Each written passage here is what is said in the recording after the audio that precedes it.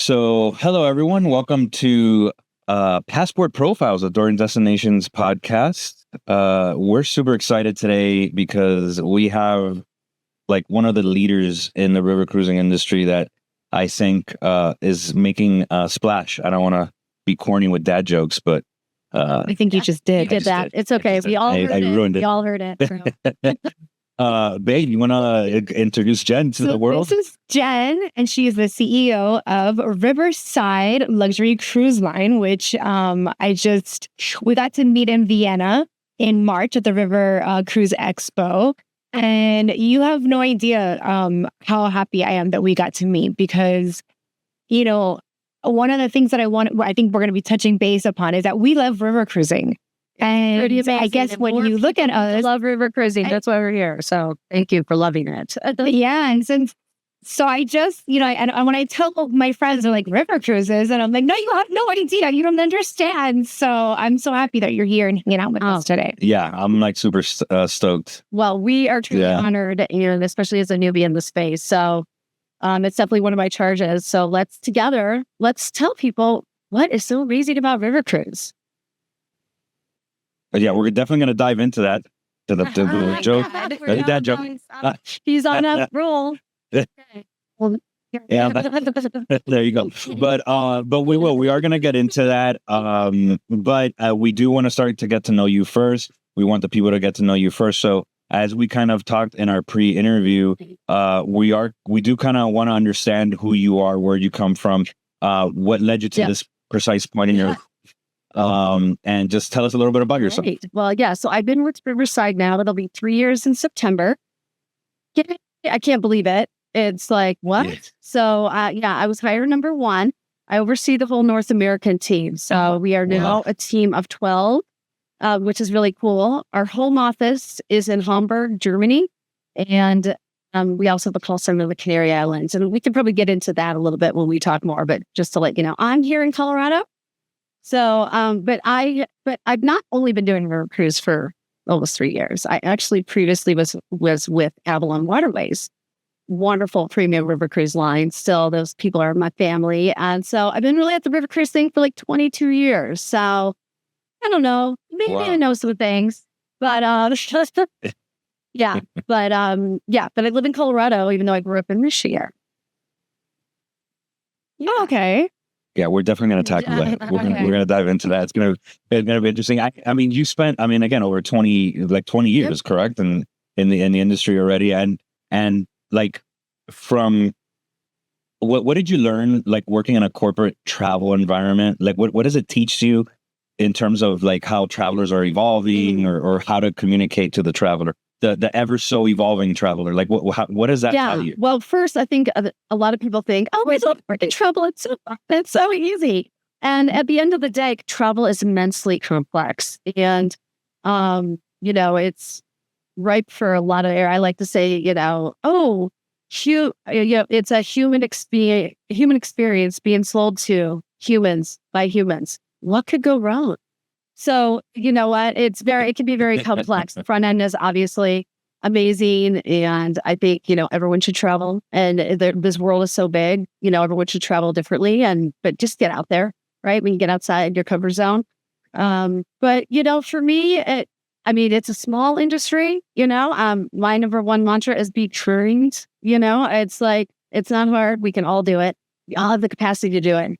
And, but I think, what I really appreciate is that why like when I think about why travel advisors become travel advisors, right? And I think I asked to ask this for a message, and I looked into a national or global travel advisor day, and I looked right in the camera, and I said, "Don't let anyone tell you what you do is not important.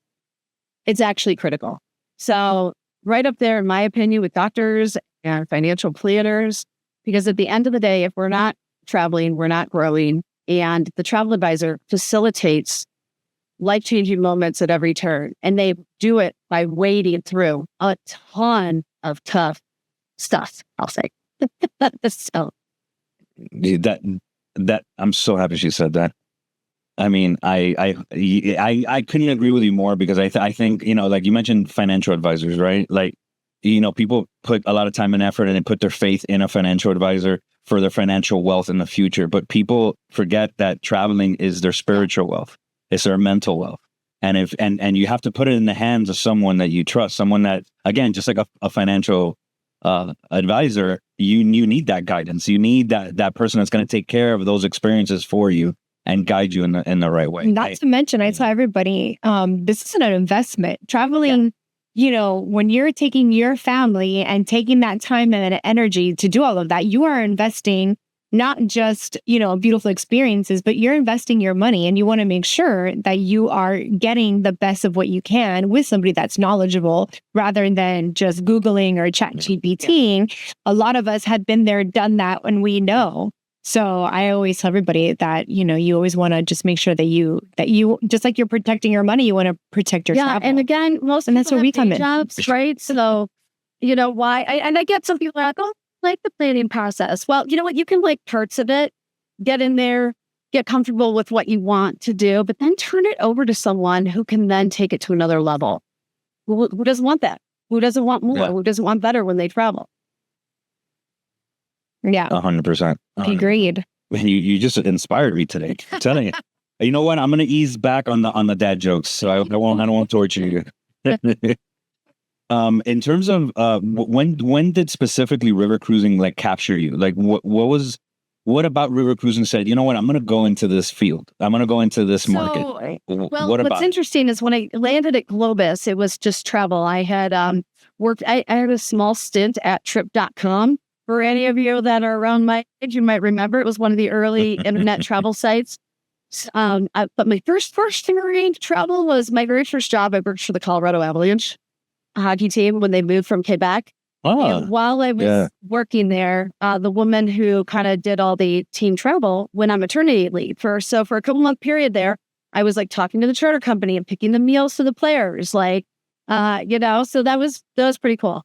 But then I was at trip.com, and then I left and I did a couple .com things. And so when I landed at Globus, I just really wanted to get back into travel. And ironically, the year I joined is the year they immediately started with Avalon Waterways. So I didn't know about river cruising either. I was just like, Globus is a very well-known name. But then during my time at Globus, I, moved up in marketing, and then I moved from marketing into sales, which I probably should have been in sales the whole time, but that's okay because, our journey is our journey.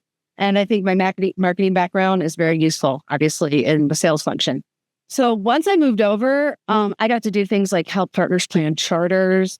I got to go on more river cruises. And I just was like, I'm sorry, this is it. Like, I don't know why anyone would not do this style of travel, especially when you're celebrating something or you have a group of people you want to travel with, because is the easiest way to see Europe, but it's also the most flexible and fun way to see Europe. Because you can come with 10 different people and they can all have different interests. And, the excursion list comes out.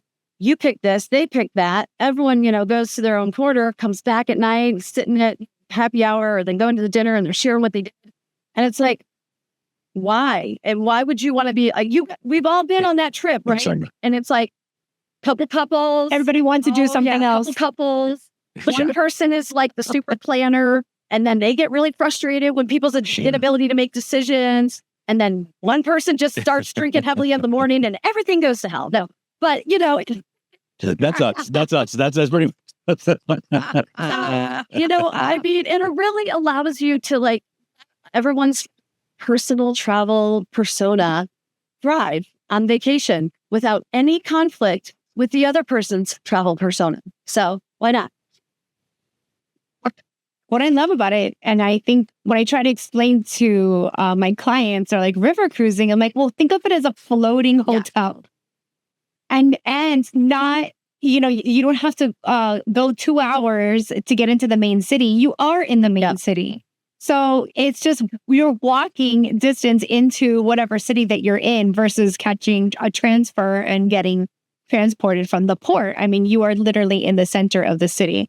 I think a lot of people have a hard time understanding that concept because they're thinking big boats, and I'm like, no, this is even better. And this is something I've been talking about a lot recently, and I just think it's important for advisors. It's important for travelers. River cruise is so much closer to land than it is a cruise. It's called a river cruise because you are cruising on water, but it is so much more like a land vacation, but in an easier way. Because some people are just cruise averse, or when they hear the word cruise, they think 5,000 people. This is intimate. You can't cruise the interior of Europe anyway. But it really is it is like a more pampered way to do land. So truly a win-win. I like that. I like that way. I know, and I couldn't agree with you more. And I said it to people. Like, I think the word cruise hurts river cruising because there's an attachment to ocean cruising, right? And immediately they start thinking that, and it's like, no, it's a completely different experience. So I couldn't agree with you more. Yep. I think it should be more like river experiences or river adventures or something. No, they're getting a ship. So, but what I tell advisors is if if you have your website or you're doing something, you need ocean, river, and land. Okay. You need those 3 buckets. Do not tuck it under one or the other because you're not letting her shine. And actually she is the belle of the ball these days. So let her shine. She is. Yeah. Yes. Yeah. And I think that's great to say because I think people are more talking about it. I know in our generation, we talk about it all the time, and we still get a little bit of a pushback, but it's definitely becoming more on the map to be more accessible. And I think people are our age are putting it on the map, and they're thinking about it. Yeah. And I think, and we're definitely going to dive into that again. Sorry, for the pun. But yeah, I know we're going to dive into that a little bit later, but yes, I agree. I think there's a shift happening, and honestly, Jen, and not for nothing because you're our guest, but I think you're one of the leaders of that. And I think, I want to thank you because I think people need to understand that. Yeah. Yeah. So in terms of your leadership, like, how does your leadership reflect a passion for travel? Like your passion for travel, does that bleed into your leadership? Does that bleed into the people that report? Like, how do you put that travel into your, travel into your leadership or leadership into your travel? Yeah. Well, at the end of the day, for me, I am who I am. Like, if you saw me in my personal life, you see me in my professional life, you're not going to see 2 versions of Jen. You get one, and you like her, or maybe you don't. And so, but at the end of the day, really the kind of traveler I am personally is I'm about being in a place that I've never been, having cool experiences. I'm not about actually even saying like I saw. I love to walk around, take pictures of graffiti in different, cities. Having an experience, I'm still trying to see live music in Europe. I've seen like in little bars and stuff, but like last time I was with my son, Biba Doobie played in Cologne the day after we left, and I was like, you're right there. So I really travel for the human experience. I think that's the base why all people should travel. And so when it comes to me being a leader, I'm human AF. I really am. And I want my people to be human and authentic and be themselves. And they better not all be the same, or I actually don't even hire them all to be the same. So, because we're going to be a small team. And when we do need to do problem solving together, we need different perspectives. I like to say, as many people as there are in the world, that is how many worldviews there are. See, one, you shouldn't be trying to change someone else's, but you should just own yours. And I do that, and that's how I lead. I love that. I do. I'm telling you, we're going to come out of here super inspired. I hope so. You are fantastic. No. Yes. Jesus, I love it. I love it. I'm like floating it on air. But, I agree with you. Like, another thing that we've talked about, and, obviously, because this is actually our living room. It's not a studio. This is our living room. And this is a music room. and we have a lot of talks with a lot of friends here with wine and drink. And when we do talk about travel, we always say, like, you could see a Paris that I haven't seen, and you haven't seen the Paris that I see. There's one Paris, but there's a multi-dimensional Paris. Like, there's so many, because there's so many people that have seen it, and people react to it and love it and feel it differently. So yeah, what you said there really hit a topic there. I think it's important too. Whenever I talk to my clients, the first thing I always ask my clients is like, what is it when you travel? What are you looking for? And I have people, I need an itinerary where I know what I'm doing every day. Or I have the people, I love adventure, I have food. And then I have those that saying, I just want to be in the city and be. And I love that because you want to be in the city and just be and kind of explore and do all of that. So that's, to me, is an important thing. Like, and I think we're like that. We love to be in the city, get lost, walk around. You know, I love getting in a car and driving. That's like my favorite. Well, I'm a big fan of a road trip. Plans. I'm a big fan of a road trip for sure. Yeah, except RVs. I'm not a fan of RVs, but there might be a story there. Okay, we can come back. Yeah, and a lot of no. There's several stories, but we could talk about it in person. Okay, that's it. Not intensifying it. No, that's all right. The good news is that we're not on Dateline ID. Okay, there we go. Perfect. Yeah, she almost killed me. Yeah, that's right. Yeah. Okay. Well, I'm done. So moving on. So home sweet home. There's that next segment where really I think we touch upon you're an amazing leader and a little bit about your corporate background. But we want to understand home sweet home. Like what made Jen? Like where is that home for you? Is it Michigan? You mentioned Michigan, Colorado. Yes. Yeah. You know what? True. There, it is that. I was born in Michigan, raised in Michigan to very young parents. They had me at 18 and my sister at 21. Remember yourself at 18 and 21, right? So I'm here, live to tell the tale. But, so very Midwestern. I mean, I grew up on, cold winters, hockey, the Lions, bless their heart. And we got so close this past year. Yes. There's some very cool. I was rooting for you guys. Lions team. I grew up with Barry Sanders. Yes. I grew up with Barry Sanders, so I love it. Football. So we'll talk about for another day. But, yeah, exactly. My mom's oldest sister moved to Colorado, up in Winter Park, not like Denver, like up in Winter Park, in the late 70s. So I first came out to Colorado when I was like 7, and then another time, and then I was 13. There's no more impressionable age than 13. Got to come out to Colorado for 2 weeks, go to my first concert at Red Rocks, which if you are a music fan, Red Rocks better be on your bucket list and put it on there now. I know. Well, I'm like 15 minutes from there, so just come, stay with me. Oh my God. Oh my God. Yes. Okay. Well, listen, I'm taking that rain check. We're taking that rain check. Oh my God. And you'll take me up on it. And I'm like, I am literally right here. Oh no, we're taking it up. We just might. So no, we're going. No, we might. No, we're doing it. We could bring this back full circle and say, but there you go. Got third row to see LCD sound system in August. Very excited. So, oh my gosh. I live in Colorado. Nice. Wait, where I even asked my mom, can I just stay out here and go to high school? And she was like, on the plane. Created a tense moment. We got little. They went to camping with the family. I was so happy. I got on the plane with a Tweety Bird shirt, and just 2 weeks later, I get off the plane with a shirt that says "bitchin'," and I'm wearing like glasses and a jean jacket.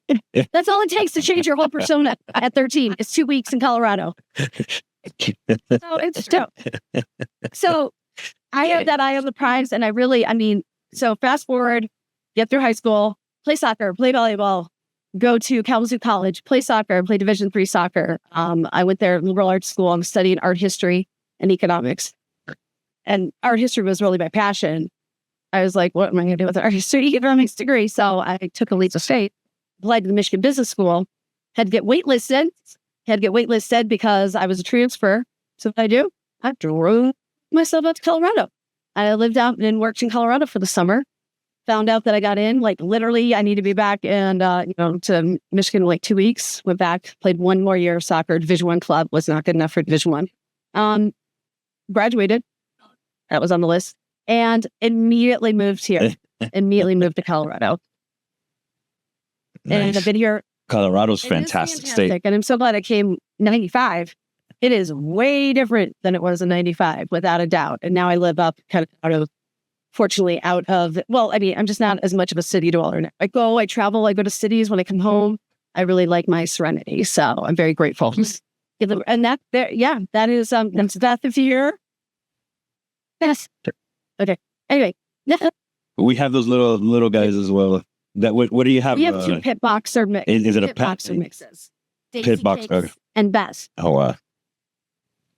Yeah, it's funny. Yeah, amazing. We have 2 Chihuahuas, Kingston and Bronx. There you go. I love it. I love it.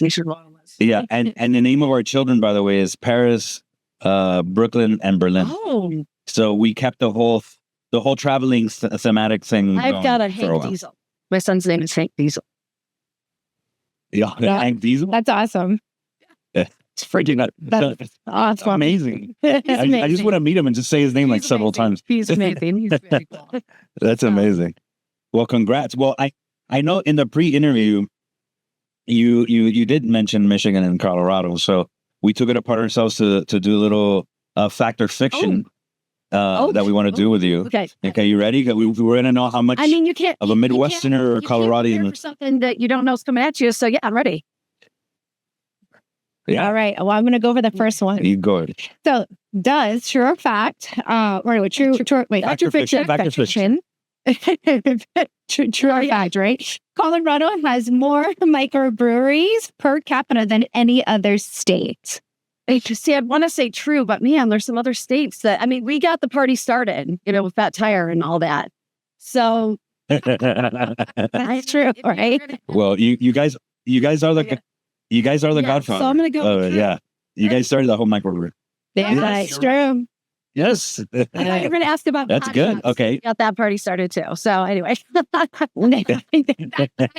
You did too. Yeah, that's funny. So now we're gonna go to Michigan. The fact or fiction? Does Michigan has more lighthouses than any other state in the U.S.? Oh God, that feels like fact as well. Oh my God, who are you? I gotta make these No, better. that is true. I actually did not It think is? that. I was thinking in my mind for some reason. I don't know why. I was thinking more like Boston or Boston, Vegas. like the East Coast, but Yeah. Compared to true. Yeah, And so, True. like, true. Yeah. I was just talking to a woman who's actually said, I think I was trying to sell her Rail Cruise. I think I'm going to, but she also said, yeah, we're doing a cruise on the Great Lakes. I've never done it. I'm like, yeah, because it's awesome. And you think about how much coastline. That's you have. amazing. Lighthouse in St. Joe, which is south, like on the way to Chicago, is so cool. Yeah, lighthouses. All right, cool. That's fun. Well, There you go. very cool. Nice. Go, baby. You're All next. right. The official state snack. Wait, hold on. Yeah, official state snack, baby. The official state snack of Colorado is hot wing. There. And you people eat a lot of hot wings? I'm gonna say false. That's true. I don't know. I think of Colorado. I think of a bunch of like vegan food for some reason. I don't know. Like Well- very. No, I mean, Well, tacos, man. I mean, the Mexican food out here is amazing. But people that Really? tacos Okay, there are, you like, go. on everything, like every menu. So okay, true, but it doesn't have an official state snack. But its state food is considered green chili. Yes. There you go. So there you go. There you go. Green I'm chili all There you go. day long. Green chili. When I go to Europe for a week, What do you say? and then you've been doing the European breakfast, even though it's super broad and amazing on Riverside. I come home and just like, can I just have some eggs, some green chili, and some salsa? And yeah, that's what I'm looking for. So it is bomb. Put it on anything. Just do shooters of it. Yeah, Well, if we're ever on a Riverside river cruise together, You're gonna bring it up I'm on. gonna go and knock on your door and say, could I get some of that green Okay. chili? All right. So the next one. Is the Great Lakes are visible from space? Yes. That's a fact. Man, she's on a roll. She is on a roll. I thought I had her. No, I failed. And our last one. Last one. Michigan has had a floating post office that delivered mail by boat, and it still operates today. Now that feels like it should totally be true, but it might not still be operating. It's good. Yeah. It's awesome. It's still operating. It even has its own zip code, by the way. It's 48222. That's awesome. I love it. Those are There you go. fun. Well, Those are I'm fun. glad Great you questions.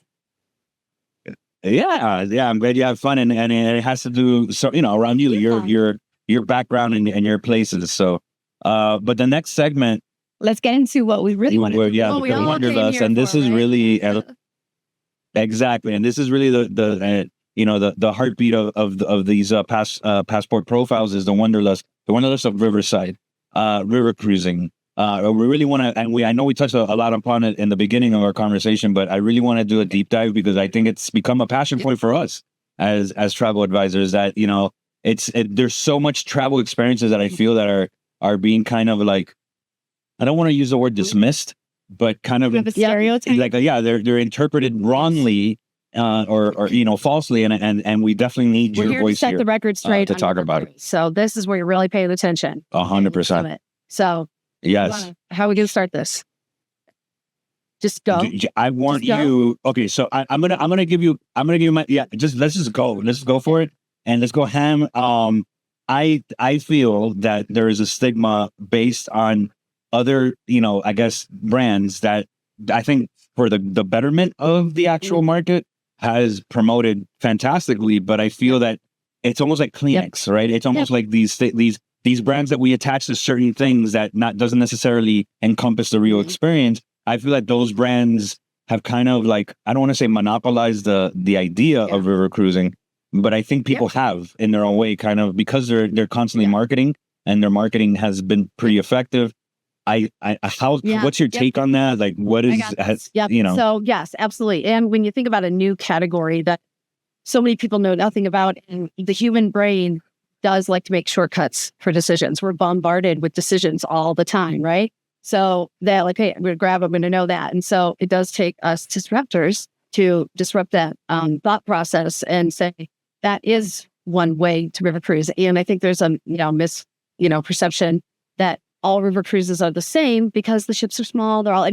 Most of the ships are 135, square feet. They're only 45 40 feet wide. They have to go through the locks. But it's just like anything, like a hotel. Like, a hotel is a structure with walls and windows. But every hotel has a unique feel. You walk in the lobby, you greeted by the staff, and river cruising is the same way. And it is so intimate, and it is so flexible. That is one area that I definitely want us to talk a little bit more about. They think it's just like you go, and then you're just like marching around in graves, seeing stuff, and getting back on your shit, eating your food, falling asleep, waking up, marching out and seeing things. It's not even close. It's definitely not even close with Riverside, because Riverside really plays to the flexibility that is river cruising. We simply want to facilitate you getting to see the Europe that you want. If you're a shopper and spa person, well, then go on the Mozart and, get a couple spa treatments, go use the steam and sauna, get into the towns and go shopping. If you're more adventure, take a bike off board every day. We have bikes on board. We have more adventurous excursions. I kayaked 5 miles under the Pont du Gard. Is one of my favorite excursions in the south of France. If you're a foodie, okay, now this is where we really distinguish ourselves. So the food is going to always be good on a river cruise. The whole category's up more, right? So you can't really compare. It's like if the travel continuum, like from very kind of entry level, economical trip, whatever, we'll just say trip, up to super luxury, river cruising's like this. So already up market, but we really differentiate on the food. I mean, we put less people on board. We have larger galleys. We have more chefs. We cook everything on demand. It is like Michelin star, quality. Wow.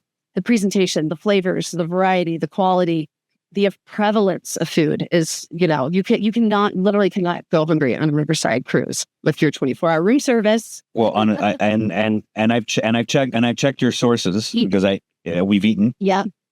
At Riverside, and I could tell you that you're spot on. It was actually, I think, the best meal we had that week on all the ships, and honestly, and an amazing formula. We're the only line that has on every ship, because we really, she was fantastic. She was so great. She was from Colombia, I think, right? Yeah, she was Colombian. So, we're from Miami, and he's Cuban, so we started talking to her, and I mean, the knowledge that she had, and we told her exactly what we wanted, and she brought exactly what we wanted. I mean, it couldn't have been more perfect. Yeah, but that flexibility is, I think, an amazing topic, because I feel, because of, again, the perception of cruise, that there is a restrictive essence, right, to going on a river cruise, and I couldn't disagree with that type of a point of view. I did have someone kind of push back on me, that they feel like you're not really seeing a city if you're not staying overnight. Okay. We can talk about that. So what is your POV on that? Actually, if you look at it like a 7-night sailing, there's many nights where we do overnight or leave so late that you basically have overnight. You can get out into the city at night. Absolutely. Probably, I would say on a 7-night sailing, probably at least like 3 of those nights you can get out and explore. And then the other nights, it's really cool when you're sailing. Nice. It's right there in dinner. It's really cool, especially in the summer if you get up on the Vista deck and the sun's going down. It's amazing pop-up bar. So you get both. But if you want to do only land, if you want to see 3 cities, okay, great. You stay in the city, then you go to the train station, and then, you repeat the thing over. You are going to eat up a lot of your vacation time and logistics. And I don't care how much money you have. Money does not buy you time.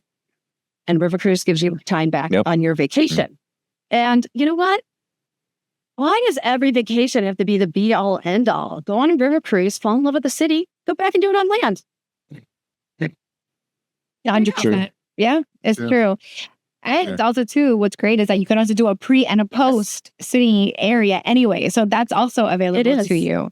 Yeah. So those are things that I think that a lot of people don't, they just conceptualize, oh, it's only 1 week. Well, no, your vacation can be longer. You could just stay a little bit longer. And that's why we have 3 and 4 night cruises too, back to flexibility. Or if you just want to get a try, like you're just not sure. Yeah. But I will tell you, every person who has ever tried river cruising with a 3 or 4 night is like, why do we have to get off? It'll happen to you. So, but your choice.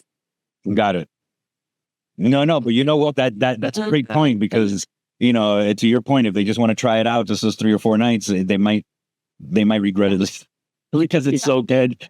I get it. And I think another topic, obviously, that it's like the big elephant in the room, right? It's age, right? Yeah. Like the perception of age. Yeah. And I know you're ready for this one. I doing some research. We did some research here that a 2023 CLIA study revealed that 48% of North American travelers think river cruising is only for retirees. Yep. I'm surprised that higher. Yet nearly 36%. Yeah. So was I. But actually, yet nearly 36% of new river cruises are between 35 and 54 years old. Not multi-generational. Yeah. Absolutely. So there's an upswing. It seems like, a lot of them think that it's for retirees, but it seems now there is like almost like a curvature going into like younger travelers and the river because cruise. Like, give us. I'm sure you have a lot more of data and research on that. Actually, I'm more of like, let's just talk about what we really see and how humans are and how they want to travel. Obviously, we also read COVID. More people like to travel with their families or with their friends because they couldn't. We have connecting rooms, which is nice. But at the end of the day, I told all travel advisors, don't wait to start selling river cruise till later in your career, and don't wait to start offering river cruising until your clients get near retirement, because people are just different now, right? I mean, come on. Like when I was growing up, I at least got on a plane a couple times, and then right after college, I went to Europe for 3 weeks. But before, in previous times, you had to like work, retire, go on your few tours, and call it a day, call it a life. So it's just travel is evolving more and more. Younger. Here's a trend I see. I believe this because I'm like, my son at 16, far more mature than I was at 16. That kid's emotional IQ. I can leave him home alone. My mom would not have left me home alone to the duration I have left him. They're kind of like old souls. So I think younger people prioritize what they love earlier on because they've seen us all. Either our generation or the generation before, we have showed them the path of not doing what you love, of not living the way you love to live.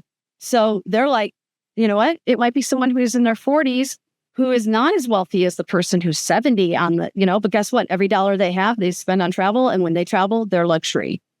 Yeah. And we want to deliver to that. And again, just back to the flexibility and just the intimacy. And I mean, it's just not a cookie cutter thing. You're going into towns. I mean, how many people have heard of Maastricht, Netherlands? I'd never been there. So cute, so amazing, so great for like bars and shopping. And you're like, oh, really? And you always can. I love to shop on, for clothes in particular when I'm traveling because it's a good conversation starter. So it's just like, there is European river cruising is simply an easier way to open up Europe to somebody, And I just said this, I think on another podcast I was doing. It was like, traveling's about getting out of your comfort zone. Don't go on a trip and expect it to be exactly like home because you're going to stay at home and save a lot of money, right? So push yourself. And then, but if you are out on a river cruise and you're a little outside your comfort zone, then you would run back to the ship and get pampered and taken care of, and you're going to be okay. You're going to be okay. Let me ask you, tell me what makes Riverside so much different than all the other river cruises that are out there. It's really the crew and the culinary. The crew, magical, amazing. I mean, the two things that get me up in the morning are my team and the crew on those ships, because they are being their authentic selves. They are delivering a highly personalized level of service that is so true in who they are. And it is a different feeling when you experience service that way. It is a different feeling, it is, because I know, especially Americans at times, like we want things, but we don't want to be over, we get a little like, oh, it's too much, but our crew is going to read the client, give them more or less of what they want, be real to them. And it just, it's magical to watch. And then the culinary, like I said, I mean, you are not going to get, okay, here's a little proof point. Take it for what it is. Right now, the Recommend Readers' Choice Awards or voting is live. There's a category, Best Culinary for Cruise. We are the only river cruise line listed. The other lines are ocean. That's amazing. Well, congrats, because we won't win. But I think just being in that mix, that says a lot. No. You're going to win. You're going to win because you're on this podcast and our 500 subscribers are really going to push it through. So, I'm telling you. I'm telling you. And then there's all the other, stuff. But if you want to boil it down to like, listen, if you value amazing food and you value really cool, not stuffy, sweet service, Riverside's the line for you. I couldn't agree more. As at least in my experience, I will add something to this though. Your spa. Oh yeah, it's the best on the river. It is the best on the river for sure. No. It's the best out of in my head. Like, yeah. I compare it to some hotels here, and I'm like, what? So when I walked into that spa, amazing. The boats are amazing. Extra wide. It's 75 feet wide, and that's why it's confined to the Danube. It can't go on the smaller locks, but it gives you the space to have this amazing spa. But at least every Riverside ship does have a spa room and an indoor pool. But to the spa services that you got, we have Natura Vista product. We use in the spa. We also put it in the suites. We cross-pollinate, cross-train. The parent company is a hotel company, Seaside Collection Hotels, which is why we love Riverside. Seaside, Riverside. A lot of people don't know that. And the Seahorse, a lot of people ask, what? Seahorse River? It's from the parent company. But it's really nice, and Seaside adopts blue, Riverside adopts green. And but the massage therapist on Riverside, or spa specialist that's what they do. And we cross-train with the Faye Spa. They have one property in the Maldives, private island, the Sonolu, which is basically 6-star property. So you're getting like 6-star spa service brought to you on a river cruise in Europe. Amazing. On Riverside. Okay, so my jaw, I have to. No, definitely. That's amazing. And so again, what is one thing in terms of multi-generational? That's another thing I wanted to touch upon in River Cruise. Which is what I really deal with a lot of multi-generational families. And I think we're a perfect example. We have kids that are all the way from 12 to 21. We do. And then we have, the in-laws. So it's like a perfect mix. The sandwich here. Built-in group. Yeah. Right. So, and it's great. It's awesome. We want to see exactly. Yeah. Yeah, exactly. And that was my question. Is there like, because again, we've spoken to different travelers and one traveler is like, oh, but if it's multi-generational, I don't want to go on a river cruise and have a 5-year-old running around or like, so I've heard that type of feedback. Like, what is your take on that? We have no age limit for a reason. At the end of the day, with our price point, there's not going to be tons of 5-year-olds running around. But if you've got a very, like I said, a family of 5 that does Beaver Creek and one of their kids is 4, yes, we want them on Riverside. But it's also time of year. I mean, you're going to see more kids there during Christmas markets, maybe during the summer months. But, the price point, alone is going to kind of preclude just a ton of kids all the time. It's not about saying, and we don't have a kids club. We don't cater to children, but we welcome them. And there's a difference. We welcome them. And usually with luxury families, their kids are very well traveled. They're savvy. So, and honestly, I don't care who you are. If you are vacationing and there is just a really precocious, cute as pie little kid on, like, acting all adult, it is precious and awesome and funny, and they're engaging and they want to hear your stories. Instead, we have a bubble waffle with them, have a little chat over a bubble waffle. And you know what? Get back to your inner child. All right, people, you're going to die soon enough. I love that. Check. Damn. Totally back. Yeah. Fun. Like our 60-year-old would say, period. Love it.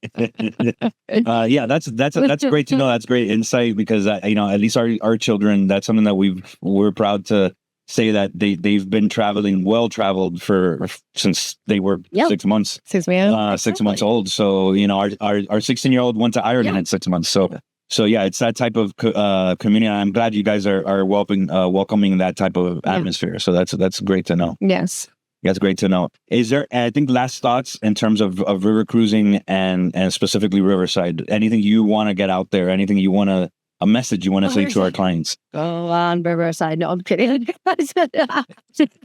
No, I mean, just give it a try. Even if your first time is on Riverside, but I encourage you, if you value the things I talked about, you should go on Riverside, but just give it a try. Grab some friends and go. You will never turn back. You'll wish you had done it sooner.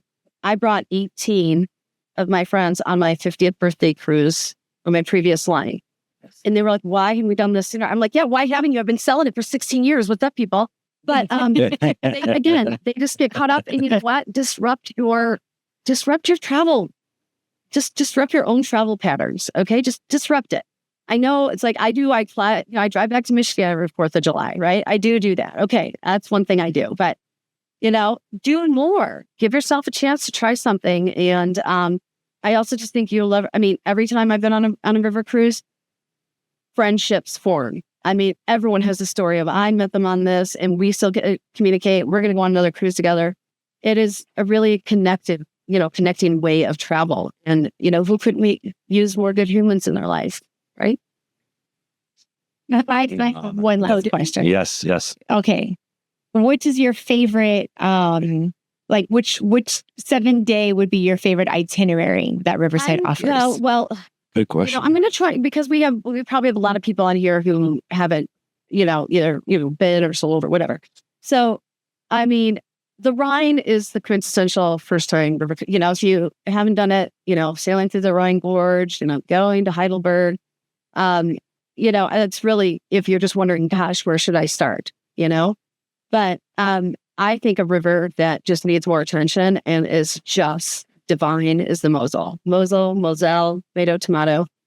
It is a smaller river that usually embark in Luxembourg or maybe Trier, and then flows into the Rhine. You're going to get into some of the oldest cities in Germany. It is like old world Europe.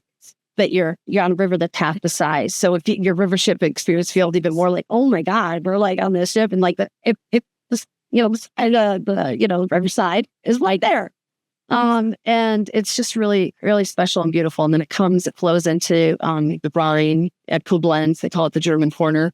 And it pairs nicely with the Rhine. You can still get the Rhine Gorge. And I'm telling you, anyone listening, if you've not done it, you go do that. You tell me you're not going to come back on another river cruise. I challenge you.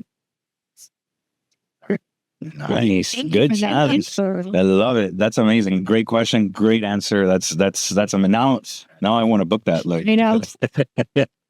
I'm booking it. Well, thank you again, Jen. We're gonna kind of close this out, and I think I kind of mentioned to you I was an actor, and you guys, I feel like I'm not going to go out with my Friday without I know. you. Well, listen, we could continue this like poolsides and some other, we could FaceTime. There's ways. But yeah, it's been a pleasure. But now, as I mentioned, I was an actor in my previous life. I love the Actor Studio, and they did a questionnaire at the end of their interviews that they kind of wanted to really get an essence and really touch upon something deeper about acting. And so we kind of switched it to travel, right? So this is our little Dorian travel questionnaire. Right. Are you ready? All right. I'm going to go first. All right. Number 1, what place in the world feels like home to your soul and why? Oh, you know what? Iceland. Iceland was where I've only been once. I would go back. I just loved it. It's just the beauty. Well, you can get away from people if you really want to. I went on a hike there where we literally didn't see another person for 5 hours. And I love the variety of it. You're driving down the road and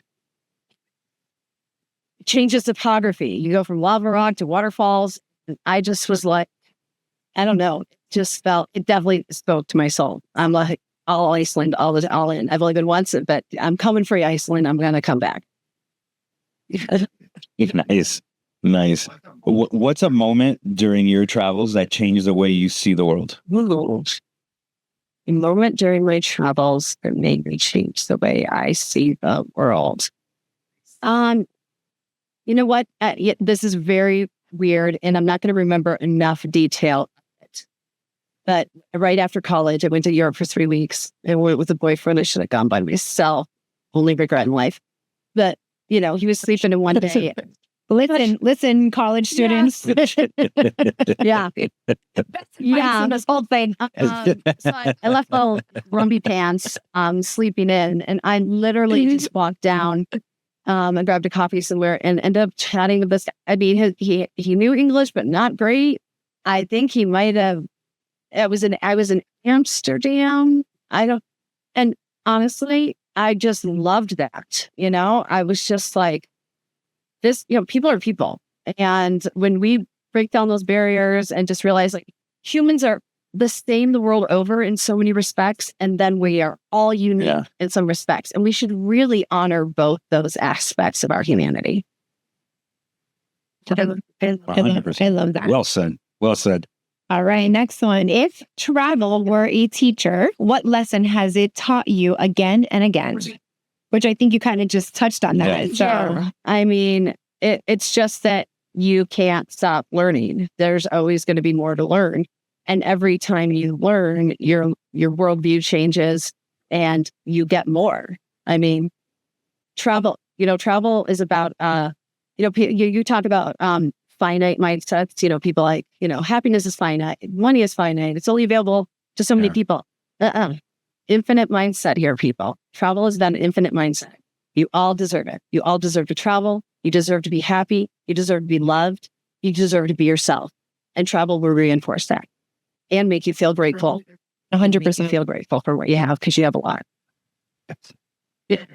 Very, very true. Oh my God. We see that with our kids when we travel and just seeing it through their eyes, and it's nice. It does humble them. You know, I think seeing the world and because you see how big it is and how and interconnected we are. To your point, we're different but yet also interconnected, and it's a good lesson. Great lesson, actually. Okay, we're gonna go into the sense and memory aspect of the whole thing. So something that you saw, heard, smelled, or touched that still lingers with you from your past journeys. Yes. So I haven't spent much time in Barcelona, but I was going on a top producer cruise, years ago. And I'm an art is my jam, right? I could probably, I have so many stories now that you like, oh no, shoot. But okay, shoot, I just switched gears. I'll say that I do virtual reality with Bjork. Iceland. Contemporary Art Museum in Barcelona. But I'll tell you the one that really got me. And I'm gonna butcher the tale. I may not even try. On my 50th birthday cruise, went to the Tyrrell where Vincent Van Gogh died. Okay, or say I looked at him. I was the guide. Did you go to the Sunflower Field? We went to the grave. It was just, okay. So I don't think it was sunflowers yet, but it was the tour was amazing. The guide was, just her cadence. But I also brought my, oh my God, I love Vincent. I love art. And we, get done and, I just was enraptured with the whole thing. And it was just felt so special to me. And then we get back on the coach, go back to the river ship, and the guide plays. I'm sure you guys, down the place. Sorry, not paint your own. Oh no! Ready. And I literally just. Oh, I was a puddle, And I was like, I could never have Wow. had this experience if I hadn't gone on a river cruise. There you have it. There you go. There you go. Well, fun fact, I'm going to tell you a little bit about me. Before I was a travel agent, I was an art teacher for Miami-Dade schools here for 20 Wow, years. Love that. So I taught Thank you for your art. I taught service. AP art history. Yeah.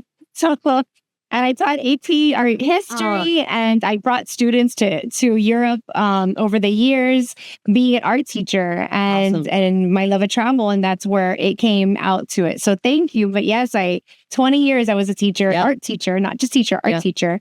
And fun fact, well, not really a fun fact, but Vincent van Gogh did commit suicide in the sunflower field. He did not die. And they brought him back to his brother's house where he did pass away. And we stood in the room. It's a little And we stood in the room. And that's a how morbid the fun story fact. ends. You're There like, you go. yeah. Jeez. Yeah. Wow, that was intense. Yeah. So, With life comes death. yeah. And you know what? Humans got to be okay Yeah. with that, which is all the more reason to get out there and live your life. Yeah. She's. I'm so happy. I'm so happy you came on. I love it. I love it. On. This is the stuff. I really, really appreciate Thank you. it. I really appreciate it. So, All right. Last one. Second to last one. I got the last one. Oh, Or you want to get the last one? No, So you no, have the last word? no. It's fine. Okay. So, who is someone who you met through travel that you'll never forget? Oh, who I met through travel that I'll never forget. Terry Burke. So Terry Burke used to, I don't know. She had a lot of different jobs. She worked at NCL at one point, at Cruise Planners, and then she came to the Global State Brands. And I would say she changed the trajectory of my life. I was in marketing. We connected and we bonded. And so she's a dear friend. She's a dear human in my life forever.